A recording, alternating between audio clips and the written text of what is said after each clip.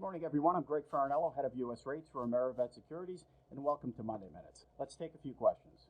What's your current view on the U.S. rate market? Back at the beginning of September, we put a note out to clients suggesting that we thought rates were too low.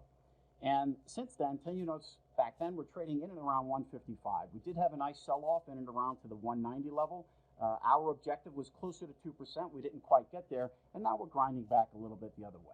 There still is a fair amount of uncertainty on a global basis, right? When you look around the globe, you look at the manufacturing data, you look at some of the geopolitical risk in the marketplace, there still is enough of a reason right now to keep rates fairly well contained. And that's why the sell-off stopped where it did.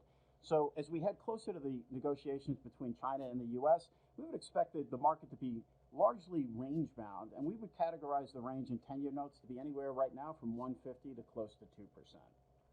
What's your view on the repo market?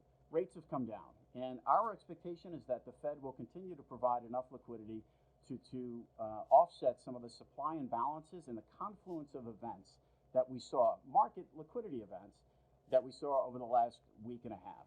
Bigger picture structurally, the chairman has told you, and we believe this will be the case, that the Fed will address the imbalances in the marketplace, the imbalances on the excess reserve side in the banking system with something a little bit more structural, which will more than likely be announced in the coming weeks. I'm Greg Faranello, and this is Monday Minute.